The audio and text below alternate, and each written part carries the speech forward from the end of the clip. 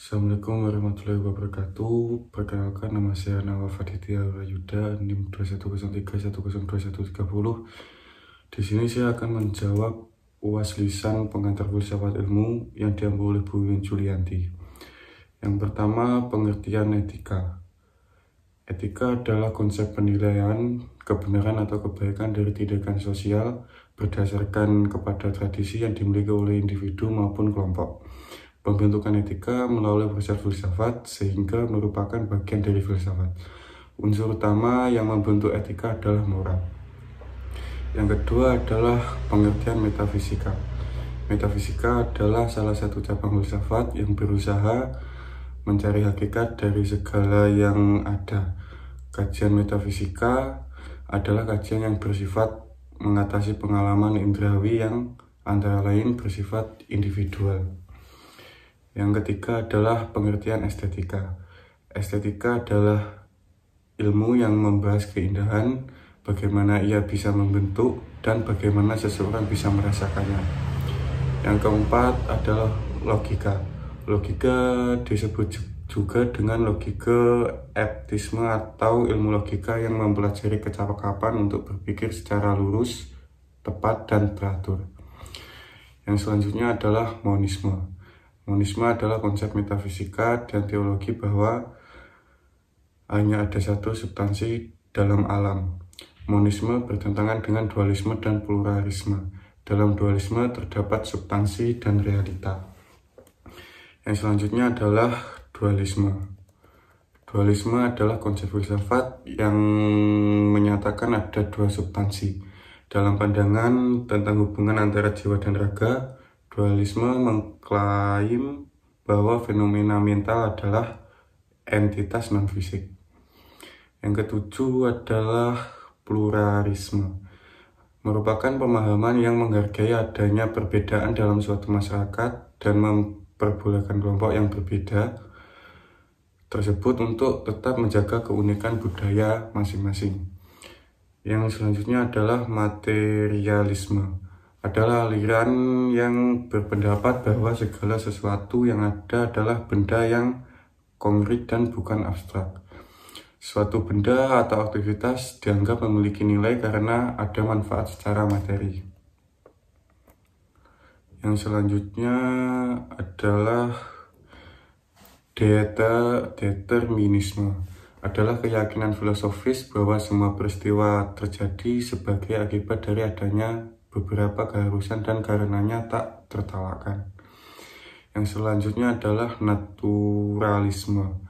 Adalah usaha menampilkan objek realistis dengan penekanan setting alam. Hal ini merupakan pendalaman lebih lanjut dari gerakan realisme. Yang selanjutnya adalah spiritualisme. Adalah kepercayaan atau praktek-praktek yang berdasarkan kepercayaan bahwa jiwa-jiwa yang berangkai saat meninggal tetap bisa mengadakan hubungan dengan jasad. Yang selanjutnya adalah hedonisme, merupakan ajaran atau pandangan bahwa kesenangan dan kenikmatan merupakan tujuan hidup dan tindakan manusia. Terdapat tiga aliran pemikiran dalam hedonis, yakni sineris, epikureanisme, dan utilitarianisme. Makna hedonisme telah mengalami pergeseran seiring dengan perkembangan zaman. Yang selanjutnya adalah utilitarianisme. Adalah teori etika normatif yang menentukan bahwa kebaikan adalah tindakan yang memaksimalkan kebahagiaan dan kesejahteraan bagi semua individu terdampak. Yang selanjutnya adalah pengertian filsafat barat. Sebutan yang digunakan untuk pemikiran-pemikiran filsafat dalam dunia barat atau Occidental. Pada umumnya, filsafat terdiri dari dua garis besar, yaitu filsafat barat dan filsafat timur. Filsafat barat berbeda dengan filsafat timur atau oriental. Yang selanjutnya adalah filsafat Islam, merupakan suatu kajian sistematis terhadap kehidupan, alam semesta, etika, moralitas, pengetahuan, pemikiran, dan gagasan politik yang dilakukan dalam peradaban umat muslim yang berhubungan dengan ajaran-ajaran Islam. Yang selanjutnya adalah filsafat timur.